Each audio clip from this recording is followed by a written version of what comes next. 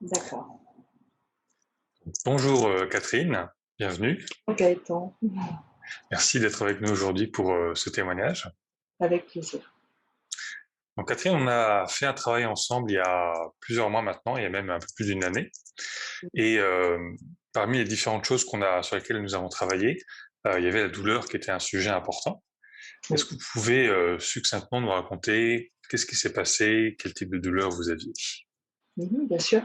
Alors, il faut savoir qu'on a travaillé sur la douleur parce que j'ai 5 mètres, un peu plus de 5 mètres de cicatrices sur le corps, des organes en moins, et toutes les chirurgies que j'ai dû subir ont fait qu'un certain nombre de nerfs, de muscles, de ligaments, mais plus particulièrement les nerfs, ont été sectionnés. Donc j'avais des douleurs neuropathiques sévères, voire graves. C'est-à-dire que nuit et jour, 24-24, j'avais des décharges électriques à 2 endroits du corps. Donc mon dos est barré par une cicatrice. Je suis coupée en deux en fait, hein. Donc toute la partie des reins du dos était juste. C'était très compliqué à gérer, surtout que j'ai qu'un rein. Et à une cuisse où j'ai attrapé enfin, après les opérations, parce que j'étais en pathologie grand brûlé, j'ai eu le staphylocoque doré des grands brûlés. Hmm. Donc j'ai eu la cuisse, enfin on a vu l'os pendant des mois, on n'arrivait pas à refermer les plaies, c'est assez compliqué. Et ça reste un endroit très sensible de mon corps. Et les bras en particulier, parce que j'ai des cicatrices de l'aine jusqu'au coude, qui sont des cicatrices en chirurgie rapprochée, c'est-à-dire qu'on met des lacets, on rapproche les berges tant que la chair remonte. Donc de très grosses cicatrices sous les deux bras qui ont été broyées. Et ça reste, j'ai plus de force, j'ai pas de force, ou très peu. Et ça reste un sujet aussi qui était douloureux. Donc, bien évidemment, quand on s'est rencontrés, qu'on a évoqué la douleur, pour moi, c'était plus qu'un challenge. C'était l'histoire enfin, c'était une partie de l'histoire de ma vie et un quotidien. Alors, la douleur, j'ai jamais réussi à la gérer, soyons honnêtes. Par contre, j'avais appris à vivre avec.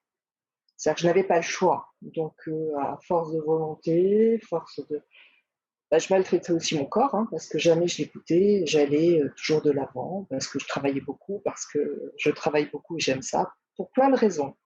Mais la douleur épuise et vous êtes en permanence obligé de travailler aussi sur vos humeurs, parce que quand on est très fatigué, qu'on a très mal, au bout d'un moment, on peut devenir presque. Alors, c'est pas une spécificité chez moi, mais à certains moments, il m'est arrivé de perdre un peu patience.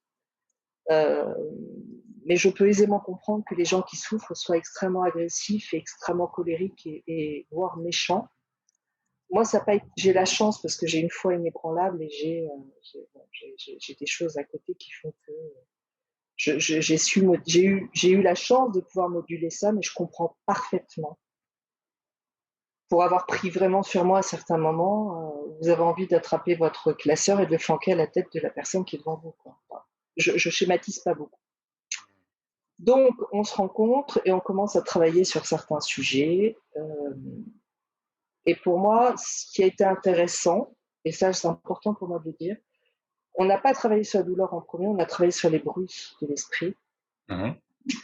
ce qui m'a apporté un grand recul sur beaucoup de choses. Beaucoup vous direz une grande sagesse. Alors je ne sais pas si j'ai acquis la sagesse ou pas, mais c'est ce que d'aucuns me disent, que c'est surtout un recul sur les choses. Comprendre que ces bruits ne m'appartiennent pas et ne sont pas sont ce que moi je veux créer, mais rien d'autre. Donc ça m'a déjà apporté pas mal de choses euh, qui m'ont ensuite permis de travailler avec vous sur la douleur, je pense, de manière plutôt harmonieuse. Donc quand on s'est rencontrés, j'étais pas capable de rester assise. Je ne sais pas si vous vous rappelez, mais c'était hyper compliqué pour moi de rester assise immobile pendant un moment. Là, bon, j'ai tendance à bouger un peu, mais pas parce que j'ai mal. Parce que voilà, je bouge et j'ai envie de bouger, mais ça n'a rien à voir. Alors qu'avant, je cherchais en permanence, j'étais en train de moduler par rapport à mon dos, mon rein. C'était plus des choses comme ça où j'essayais vraiment de trouver la position qui, l'espace de quelques minutes, me permettait de souffler un peu. Donc je passe sous silence les positions improbables au lit ou des choses où vraiment, des fois, vous vous trouvez dans des postures complètement enfin, drôles parce que c'est hallucinant. Vous vous dites, si encore qu'on ne vous regarde pas, ça doit être ridicule, mais c'était le seul moyen d'atténuer un peu la douleur. Et on a fait ce travail je dirais que plus de 80% de la douleur. Alors on n'a pas continué, hein, on n'a pas refait parce que tout simplement j'ai perdu mon emploi donc j'avais plus les moyens de le faire. Je tiens à le dire, c'est pas parce que voilà. Sans Oui. ça, j'aurais aimé qu'on aille plus loin, qu'on essaie d'aller plus loin pour faire tout disparaître. Mais C'est important de le dire. on a fini le protocole Ouais. qu'on appelle donc le silence mental. Ce protocole-là, on a été au bout. Complètement au bout. Mais on a été au bout de tout. Mais je pense qu'il aurait peut-être fallu que je recommence quelque chose, qu'on voit ensemble, qu'est-ce on aurait pu faire comme protocole pour finir. Je parle à la douleur, hein, oui. pour aller plus loin par rapport à la douleur. Et ça, c'est important pour moi de préciser que c'est pas de votre fait. C'est juste une histoire de personnel que j'ai pas pu le faire pour l'instant. Voilà. Et en fait, il y a différents types de douleurs qui ont différentes causes et donc qui nécessitent différents traitements. Donc nous avons fait un traitement qui est le protocole du silence mental qui fait plus que éliminer les pensées parasites, mais qui élimine d'autres choses. Et donc ce traitement-là, ça a éliminé 80% de vos douleurs. Les douleurs. D'accord. Et pour avoir 5 mètres de cicatrices sur le corps, qu'est-ce qui vous est arrivé? Vous avez eu plusieurs chirurgies, vous avez eu des accidents? J'ai eu un accident grave et il y a eu beaucoup de chirurgie. D'accord. Donc ces douleurs étaient considérées comme des douleurs neuropathiques ou est-ce que les médecins vous avaient donné vous avez expliqué un peu plus? Non, c'est très intéressant. C'est qu'au début, on m'a pas parlé de douleurs neuropathiques. On m'a donné, j'avais 72 médicaments à prendre par jour. Je prenais 8 grammes de paracétamol, donc je suis devenue allergique. J'ai été obligée de me promener avec une ordonnance de police dans mon sac parce que j'avais tellement de morphine sur moi, parce que j'avais des doses immédiates et des doses, vous savez, qui se diffusent sur une période. J'avais 9 prises de morphine par jour. Je ne sais pas si vous voyez ce que c'est. On m'aura arrêté. Non, mais c'est pour ça que j'avais une ordonnance de police. C'est-à-dire que mon cas était déclaré à la police, hein, ça s'appelle comme ça. Parce que si on m'avait arrêté, on aurait pu me prendre pour un dealer, quoi, alors que ce n'était pas ça du tout. Plus beaucoup d'anti-inflammatoires, enfin tout un tas de choses. Alors quand on sait qu'en fait j'ai quasiment plus d'estomac, parce qu'il a fallu reconstruire l'estomac, enfin, l'accident a été voilà. Quand j'avais pris mes médicaments, j'étais plus capable de manger autre chose, je prenais que des médicaments. Oh. Et puis je prenais ces médicaments, ça me mettait dans un état. Alors, j'ai jamais vu d'éléphant rose, hein, malheureusement. Ça peut être sympa, rigolo, mais j'en ai jamais vu. Dommage. Dommage, parce que moi, j'aurais pu vous faire rire, pas du tout. Oui, parce qu'avec autant de morphine. Puis attendez, parce que c'était de la morphine, mais j'avais d'autres opiacés en plus. Hein. C'était un truc de fou quand même. Donc, je me dis que j'ai un mental super fort parce qu'avec tout ce que j'ai pris, j'aurais dû être complètement stone ou complètement, mais pas du tout. Et donc, je prends tous ces médicaments. Un jour, excédé, parce que ça me fatiguait, puis j'ai fait une hépatite médicamenteuse, on se demande pourquoi. Enfin bon, il y a eu beaucoup de choses qui se sont détraquées. Et plus je prenais de médicaments, plus j'avais le sentiment que je plongeais, quoi. C'est-à-dire que non seulement ça m'atténuait mes douleurs pendant quelques minutes, et c'est très facilement mesurable. À l'hôpital, on vous met sous monitoring, c'est très facilement. On vous met sous monitoring, on vous met une PCA, on vous demande donc de vous injecter une dose calculée par rapport à votre poids, votre n'importe. Donc, j'appuyais sur le bouton de la PCA, j'avais la dose qui m'était prescrite. Qu'est-ce que c'est une PCA, pardon? Une PCA, c'est une pompe à morphine. D'accord. C'est-à-dire qu'à l'hôpital, ils ne vous donnent pas de médicaments, ils vous mettent une pompe, une intraveineuse, vous appuyez sur le bouton et c'est programmé par les médecins, c'est-à-dire que vous n'avez jamais plus d'une certaine dose, qui ne peut pas être. Il y a un temps de latence entre chaque prise, etc. C'est-à-dire que quelqu'un est libre quand il a mal d'appuyer, mais il ne pourra jamais faire plus que ce que les médecins ont décidé. Voilà, c'est ça une PCA. Donc, ils se sont aperçus, on vous met un monitoring. Et il s'apercevait donc que ma tension, enfin mes pulsations étaient mon cœur battait très vite quand je souffrais, ma tension était tendue, enfin c'est la souffrance, hein, c'est rien de, c'est médicalement normal. On m'injectait de la morphine, on voyait que ça ralentissait un tout petit peu, et 10 minutes après, alors que ça devait durer 2 heures, la tension remontait, les pulsations remontaient, parce que je souffrais à nouveau. Hmm. Et je suis restée comme ça très longtemps, avec beaucoup d'incompréhension, tous ces médicaments, etc. Bon, après, il faut faire une chose il ne faut jamais faire ce que j'ai fait. C'est-à-dire qu'un jour, je me suis agacée et j'ai dit, ça suffit. Moi, il m'empoisonne, j'arrête. Donc, il faut jamais, tous ceux qui m'écoutent, ne faites jamais ce que j'ai fait. Voilà. C'est pas bien, il faut travailler avec son médecin et faire. Vous avez arrêté d'un coup de prendre Moi, les... j'ai tout arrêté. Et quand je vous dis tout, c'est tout. Hein. Donc, de 72 médicaments, je passe à 0. Hmm. J'ai pas eu de problème d'accoutumance, enfin, j'étais pas droguée manifestement, parce que j'ai pas eu de problème d'accoutumance, enfin, pas d'accoutumance. De manque. Oui, de manque, merci. Hmm. J'ai eu juste cette hépatite médicamenteuse a pris plus de place, parce que là, mon foie a eu vraiment la possibilité de s'exprimer et de dire ça va pas du tout. Ça a été, voilà, c'était surtout ça. Et j'ai la foi, j'ai demandé à l'univers de m'aider parce que c'était vraiment dur. C'était vraiment dur. C'était aussi dur quand j'avais mes traitements, mais le fait d'avoir arrêté et de dire qu'en fin de compte, j'avais pris tout ça psychologiquement, que j'étais rentrée dans ce processus hyper médicamenté, j'avais accepté pour rien, aussi peu, c'était très Parce que finalement, lecteur. même avec tous ces médicaments, le niveau de souffrance était resté très haut. Oui, très haut. Hmm. Ça durait que 10 minutes, hein, donc. Et là, par contre, quand vous sortez, que vous travaillez, vous avez la morphine dans votre sac, quoi. Donc, encore heureux que j'ai une certaine rigueur, enfin une très grosse rigueur naturelle, et que je suis pas quelqu'un qui se laisse, je suis pas quelqu'un de facile. Voilà. Mais Vous non, auriez mais c'est pu... une chance. J'aurais pu basculer du côté non pas obscur de la force, mais basculer dans un truc vraiment glauque, quoi. Ouais, ouais, ouais. Ouais. Et donc je demande de l'aide et je me retrouve, en fait, j'ai une de mes stagiaires qui travaillait dans la boîte où j'étais, dont le papa, en fait, j'ai fait un érésipèle à la jambe et son papa était pas là et elle m'envoie, c'était un 15 août, et elle m'envoie chez un ami de son père qui était en soins palliatifs dans un hôpital à Paris, qui a accepté de me recevoir, de me soigner. Enfin, il a raté son avion, il partait en vacances le soir même, il a raté son avion. Bon, donc j'ai cette érésipèle qui arrive, et puis Sandra, pour ne pas la nommer, me dit, tu sais, il faudrait quand même que tu rencontres mon père, c'est un spécialiste de la douleur, etc. Et donc j'ai rencontré ce monsieur, qui s'appelle le professeur Joussin, qui était à Bichat, qui a pris sa retraite là en fin d'année dernière, qui est un grand monsieur, un très grand monsieur, pour qui j'ai un respect incommensurable, un grand, grand docteur, qui travaillait en palliatif à Bichat et qui m'a suivi pendant plusieurs années. En m'expliquant très vite que les douleurs neuropathiques ne se soignaient pas avec de la morphine. Voilà, qu'apparemment beaucoup de médecins n'étaient pas au fait de la douleur, ne connaissaient pas la douleur au sens propre du terme. Et lui m'a fait faire, donc j'allais chez le kiné pour faire certains mouvements.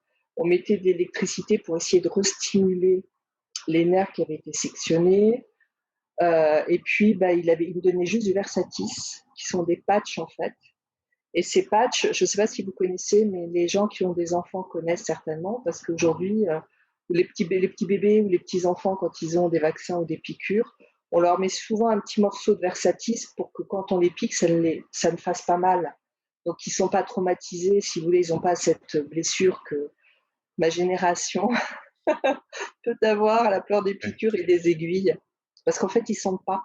Donc, oui. ce n'est pas un traumatisme. C'est Donc, anesthésie. Hmm. voilà. Donc, le Versatis, c'est juste un anesthésiant. Hmm. C'est-à-dire que quand la douleur était intolérable, je me collais un patch de Versatis au niveau du rein ou au niveau de la jambe, enfin là où c'était problématique, et ça permettait de reprendre un peu de force, Hmm. juste de reprendre un peu de repos, vous voyez, un peu de force pour pouvoir continuer la route. Oui, ça vous soulageait temporairement et... Ça anesthésie oui, une demi-heure, moi pas beaucoup plus, mais ça suffisait à reprendre des forces. Parce Mmh. qu'en fait, ce qui est terrible dans la douleur, c'est qu'on s'épuise en permanence. Eh oui. On, Eh oui. on dégage une. C'est hallucinant, si vous voulez, et je le pense vraiment, la, l'énergie qu'on met à lutter contre la douleur, ou à contrôler la douleur, ou à essayer de vivre avec. Ouais. Moi, en l'occurrence, je luttais plus contre parce que j'avais compris, mais je vivais avec, quoi. Donc, il fallait que j'arrive à travailler 18 heures par jour, à ne pas faillir, à pas avoir de saute d'humeur, Mmh. à être constante avec tout le monde parce que ça faisait partie de mon job Oui, c'est aussi. sûr que Et que la l'irritabilité, elle sécurité. est au Ouais, maximum. Ouais. ouais. Et c'est pour ça que travailler avec vous, ça a été une bénédiction parce que ça m'a vraiment beaucoup aidé. Mmh. Donc, il y a eu combien de temps entre votre accident, les chirurgies, et le moment où on a commencé à travailler ensemble? C'était des douleurs qui avaient presque 20 ans. 20 ans? Ouais. D'accord. Donc des douleurs vraiment, vraiment ancrées, très anciennes, les plus difficiles à retirer. Alors je dis pas que des douleurs récentes sont plus faciles. Je suis pas experte, mais au moins elles se sont pas inscrites dans Mmh. votre. Vous voyez ce que je veux dire? Oui. C'est pas tous les jours pendant 20 ans un phénomène qui vous oblige à quelque Mmh. chose. Quand c'est plus récent, je pense que c'est plus facile C'est plus facile à de mettre. s'en détacher ou de le gérer. Mais là, Parce qu'en c'était fait, pendant. voilà, où j'avais pas le choix, quoi. C'était comme ça. Quand c'est Mmh. arrivé il y a quelques mois, c'est quelques mois de souffrance, vous vous en souvenez, mais quelques mois, ça, voilà, je pense, dénouer plus facilement. Mmh. Donc, pendant 20 ans, vous avez eu mal tous les jours, quasiment 24 heures sur 24? Oui. Mmh. Quel impact ça a eu sur votre sommeil, par exemple? Vous arriviez à dormir? Bon, alors, j'ai jamais, je suis pas une grosse dormeuse, euh, euh, mais j'aurais aimé dormir plus, parce que j'ai Mmh. quand même conscience aussi que c'est dans le sommeil que mon corps se restaure, a plus de possibilités de se restaurer. Je dormais entre 3 et 5 heures par nuit. 5 heures, c'était une très grosse nuit pour moi. Mmh. Donc plus 3 heures. Et il arrivait que je somnole l'espace d'une heure pendant une nuit, mais pas plus, quoi, parce que vous avez mal tout le temps. Ouais. Vous bougez, parce qu'on bouge inconsciemment, vous avez trouvé une position, même, pour reprendre ce que je disais tout à l'heure, improbable. Vous vous endormez, vous bougez dans votre sommeil, et vous vous réveillez parce que vous avez reçu un coup de poignard, et voilà, le souffle est coupé, et il faut. Ouais. D'accord. Si vous deviez décrire le niveau de souffrance entre 0 et 100%, je dirais que c'était combien? J'aurais tendance à vous dire 100%, quoi. 100%. Mmh. Quand vous n'avez pas de répit. Oui. Je sais pas, bon, aujourd'hui, je suis sereine et Puis, calme. Mais rappelez-vous, quand vous m'avez vue la première fois, j'avais les traits hyper tirés, hein. oui, oui, C'était oui. la souffrance en permanence.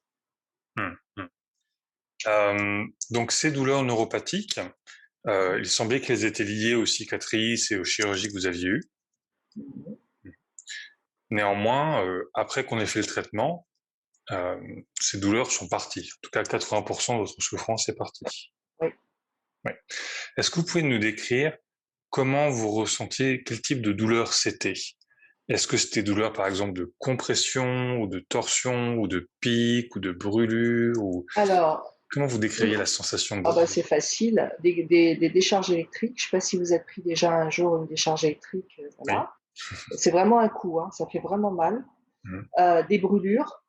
D'ailleurs, j'ai certaines de mes cicatrices au bras en particulier où s'il fait trop chaud ou au moment où il va faire très froid, les cicatrices s'ouvrent comme des brûlures, hein, et c'est assez spectaculaire. C'est spectaculaire quand ça arrive, le temps que mon corps se régule par rapport au changement. Donc Donc il y aujourd'hui avait des encore, vous brûlures. voulez dire? J'en ai pas eu depuis j'ai pas eu d'ouverture de cicatrices. J'ai eu des gerçures de cicatrices. C'est des micro-coupures quand il a fait froid, vous savez, quand il a fait très froid l'autre jour. Mmh. C'est comme des coupures de papier. Vous Oui, êtes oui. déjà coupé le doigt avec un papier. Mmh. Voilà. Des cicatrices, c'est des micros comme des gerçures en fait. D'accord. Et des gerçures ouvertes, douloureuses. Alors qu'avant, la cicatrice s'ouvrait, comment ça se Ah, ça passait? s'ouvrait, ça s'ouvrait. Mmh. C'est-à-dire que là, la vif enfin, la C'était à chair vif. était à vif. Voilà. D'accord. Et ça, c'était Et ressenti comme une brûlure. c'est entre la brûlure et l'écrasement, et c'est indéfinissable. Quand les cicatrices s'ouvrent, c'est terrible. Mmh. C'est comme si, avec un objet tranchant, on vous ouvrez toute la cicatrice et que vous êtes à vif. Mmh. Donc à vif, l'air fait mal, les gestes font mal, la respiration fait mal, tout fait mal. Tout. Mmh. Est-ce que vous diriez que c'est comme si vous reviviez le coup de scalpel pendant la chirurgie? Complètement. Mmh. Donc ça, depuis 2 ans, c'est fini. Ça, depuis 2 ans, c'est fini. Ce qui reste, ce sont les décharges électriques. Mmh. Et parfois les coups de poignard. Alors les coups de poignard, ça va être lié plus à un mauvais geste. Par exemple, quand j'ai déménagé, j'ai des cartons, des choses à faire. Si je fais un geste un peu bah, que j'ai pas réfléchi, que j'ai pas pensé, et que je tire trop sur la cicatrice d'un coup, c'est comme si on me donnait un coup de poignard.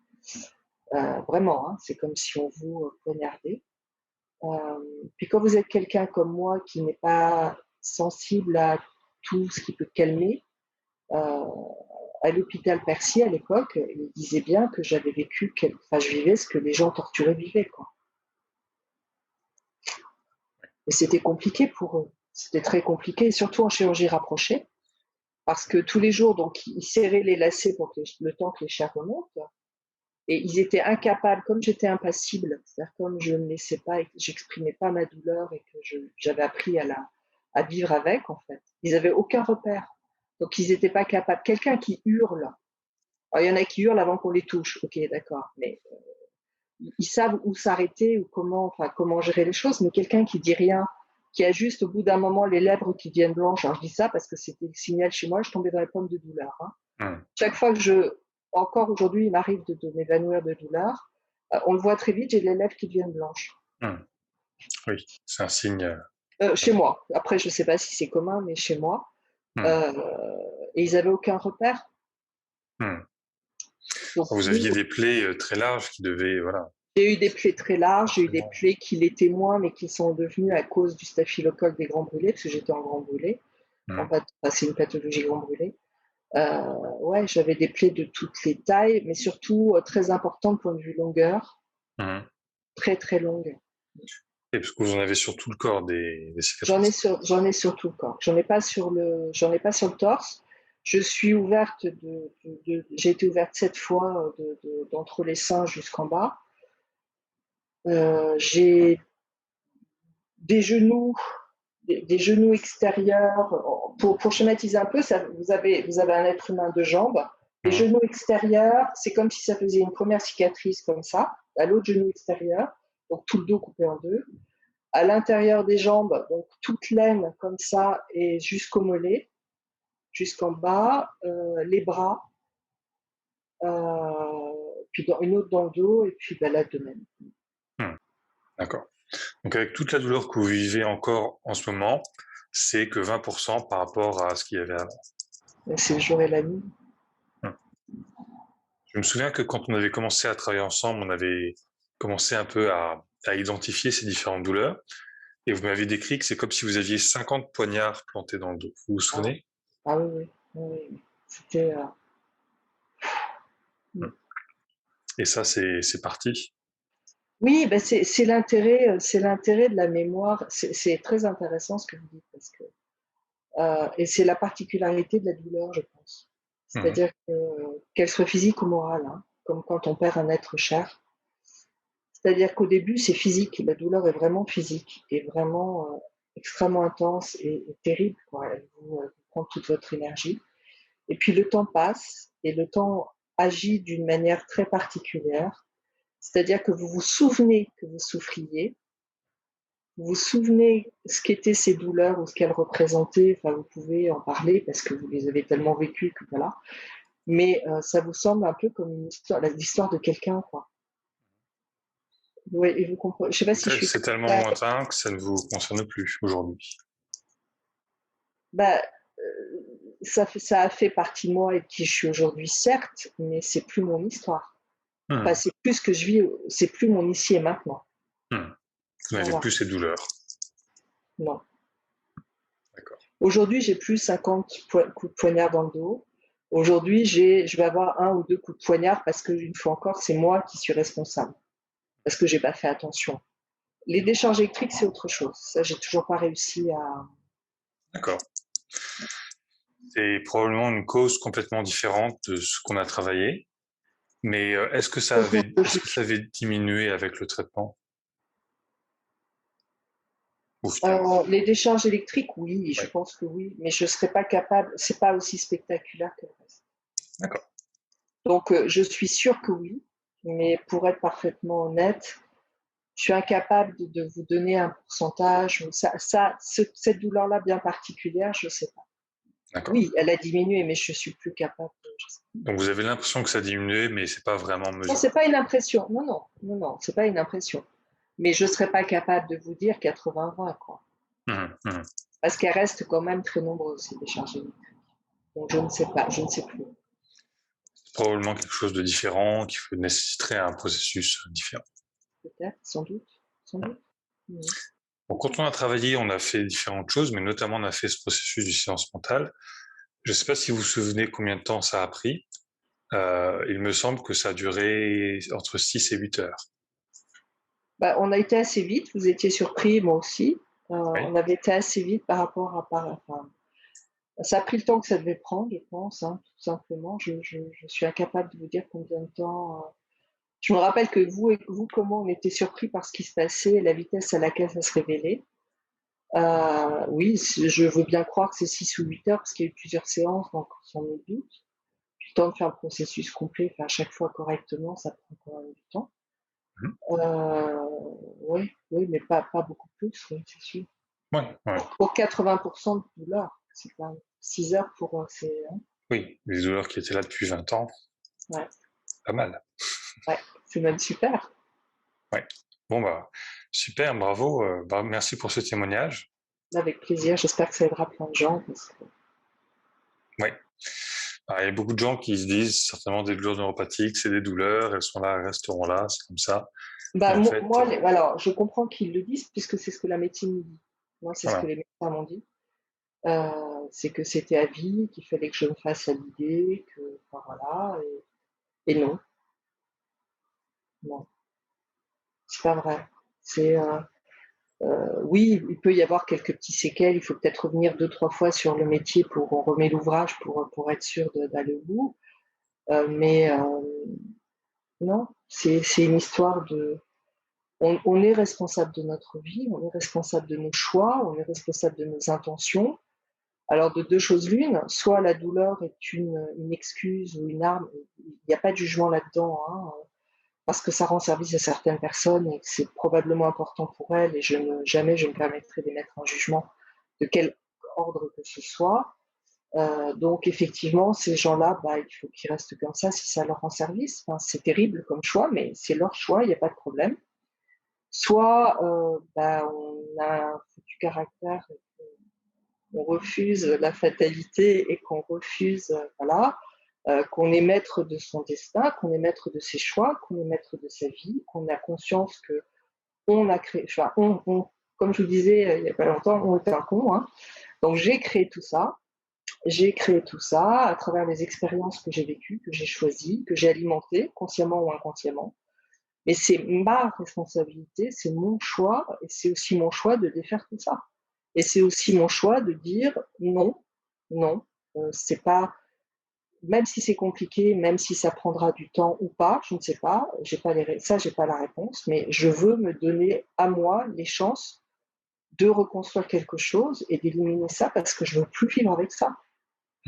Je refuse d'être sous l'emprise de douleurs permanentes. Voilà, ça c'est mon choix. Et je vais maintenant trouver les moyens d'arranger tout ça.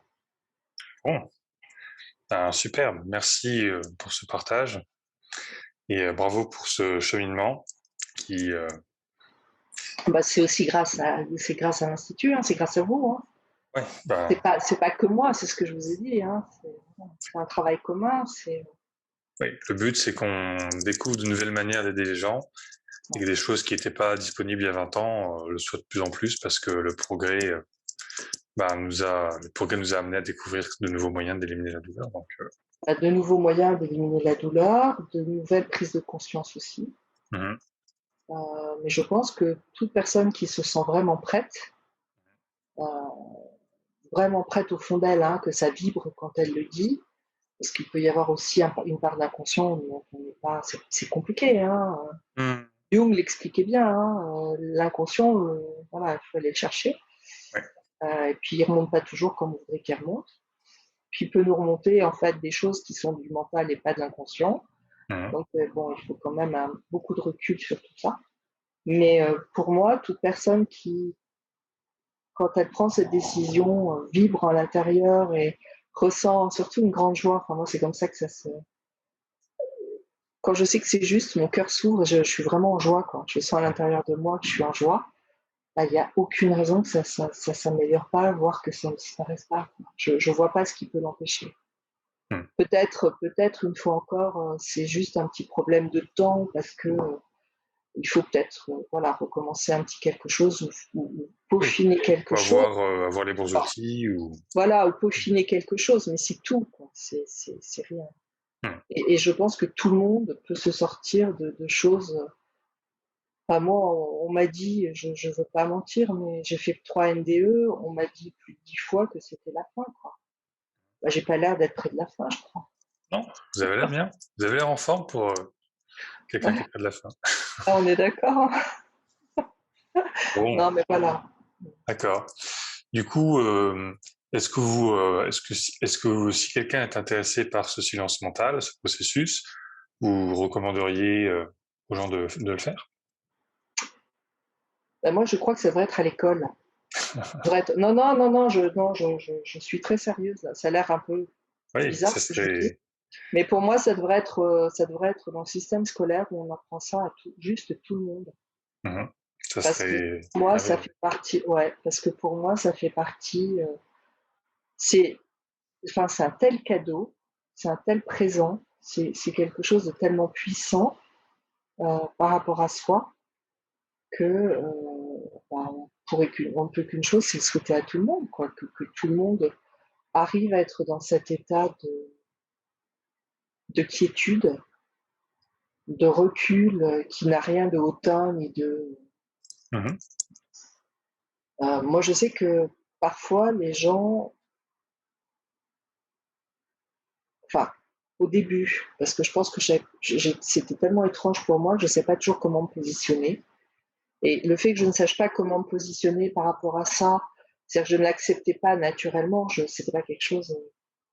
Le fait d'avoir des problèmes de positionnement personnel faisait que les autres, les récepteurs le percevaient.